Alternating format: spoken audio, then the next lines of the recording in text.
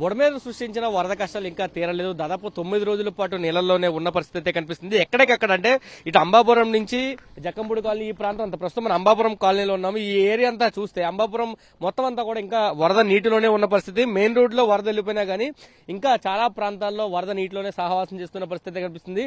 మనం చూస్తున్నాం వీళ్ళు దాదాపు లోపలికి వెళ్లి ఇళ్లన్నీ శుభ్రం చేసుకుని మళ్లీ వస్తున్నారు. ఎందుకంటే నిన్న బుడమేరు ఇరిగేషన్ అధికారులు అయితే హెచ్చరికలు జారీ చేశారు. మళ్లీ వరద వచ్చే పరిస్థితి ఉంది కాబట్టి ఎవరైతే ఈ బుడమేరు ప్రాంతాలు ఉన్నారో వాళ్ళంతా సురక్షిత ప్రాంతాలకు తరలి వెళ్లాలంటూ వాళ్ళ ఆదేశాలు ఇచ్చిన పరిస్థితి కనిపిస్తుంది. ఈ నేపథ్యంలో వాళ్ళంతా కూడా ఇక్కడికి వస్తున్న పరిస్థితి, ఇళ్లను శుభ్రం చేసుకుని మళ్ళీ బయటకు వస్తున్న పరిస్థితి.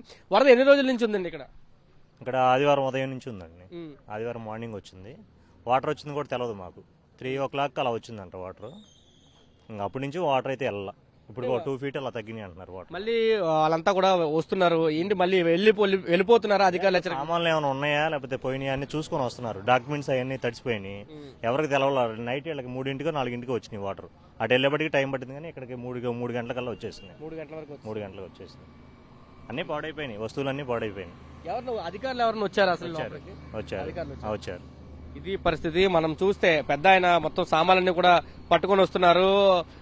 ఏంటి లోపలికి వర్షం తగ్గిన తర్వాత వెళ్ళారా మీరు? మళ్ళీ లేదండి, వరద వచ్చిన రోజే డాబాల మీద ఎక్కామండి. 2 రోజులు ఆహారం ఏమి లేకుండా అక్కడే ఉన్నాము. తర్వాత 3వ రోజున పొడవలు వచ్చి తీసుకొచ్చింది అక్కడ దాకా. అక్కడి నుంచి మేము ఇక గుంటూరు వెళ్ళిపోయామండి. బంధువులు తీసుకెళ్లిపోయారు. ఏమైనా ఉన్నాయని వస్తే బట్టలు ఏమైనా మొత్తం తడిసిపోయినాయి. అంతా బురదేసిపోయింది. అంతా నానా బీభత్సంగా ఉంది. దీంట్లో బురద ఉందండి, భయంకరంగా ఉంది లోపల. అసలు బురద ఇంకా అట్లాగే ఉందండి, ఆరలేదు. జారి పడతామని జాగ్రత్తగా కొద్దిగా 2-3 బట్టలు ఉంటే తీసుకొచ్చుకున్నాం. ప్రస్తుతానికి అట్లా ఉందండి పరిస్థితి. ఏమవుద్దో పరిస్థితి అంటే ఫస్ట్ రోజు వచ్చినప్పుడు మాకు దాదాపు 12 అడుగులు వచ్చిందండి వాటర్.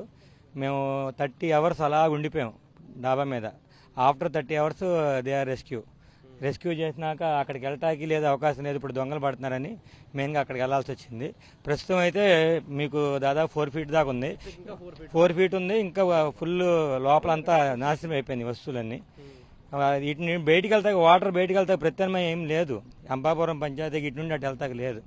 దాన్ని మరి ప్రభుత్వం ఏ విధంగా చేసుకొస్తో చూడాలి. మళ్ళీ వరద వస్తే అవకాశం ఉందంటూ ఇరిగేషన్ అధికారులు హెచ్చరికలు. ఇంకేమి లేదు, పునరావాస కేంద్రాలకు వెళ్ళిపోతాము. అవి తులమా ఫలం వస్తే అప్పుడు అమ్ముకోవటం, అంతమించి చేయడానికి ఏం లేదు.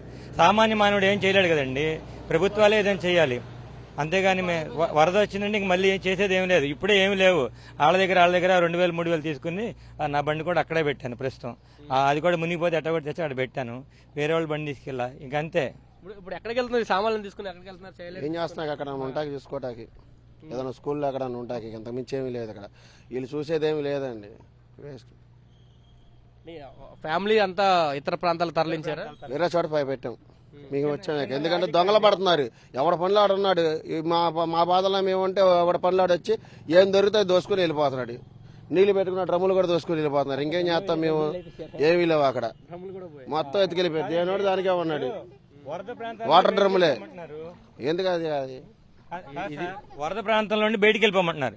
మరి వరద ప్రాంతంలో వాళ్ళు వచ్చి ఎలా సాయం చేస్తారు? ఇప్పుడు అసలు సాయం తీసుకోవాల్సిన వరద ప్రాంతం నుండి బయటికి వెళ్ళిపోయాడు. వాడు అక్కడ నుండి రావాలంటే 1000-2000 ఛార్జీలు పెట్టుకుని రావాలి. మీ ఆ 25 kg బియ్యం వాటి కోసం రండి అని గ్రూపుల్లో పెడితే ఎక్కడికి రాము, ఎక్కడ కూర్చోము.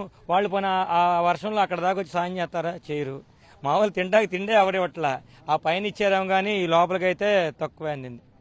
ఇది చెప్తున్నారు. వాళ్ళ బాధలు అయితే వర్ణాతీతం. ఎందుకంటే దాదాపు 9 రోజులైనా కానీ ఇంకా వరద వేడలేదు, ముంపు వేయలేదని చెప్తున్నారు. 4 అడుగుల మేరకు ఇంకా వాటర్ అక్కడ ఉన్న పరిస్థితి. అది ఇంట్లో ఉన్న సామాన్లు దొంగల భయం బాగా కనిపిస్తుంది. ఎక్కడికక్కడ దొంగల సామాన్లన్నీ పట్టుకెళ్లిపోతున్న పరిస్థితి. ఎక్కడ ఉండాలో తెలియదు. చుట్టాల ఇంటికి, ఇతర ప్రాంతాలకు వాళ్ళంతా వలస వెళ్తున్న పరిస్థితి. ఇంటికి వచ్చి సామాన్లు ఉన్నాయా లేదని చెక్ చేసుకోవడం కోసం చాలా మంది వెనక్కి వస్తున్నారు. అయితే మళ్ళీ వరద వస్తుందన్న వార్తల నేపథ్యంలో ఒక భయాందోళనలు అయితే ఈ ప్రాంతం అంబాపురానికి సంబంధించిన ప్రజలైతే ఉన్నారని చెప్పాలి. కెమెరా పర్సన్ బాలుతో కలిసి సురేంద్ర, సాక్షి టీవీ, అంబాపురం నుంచి.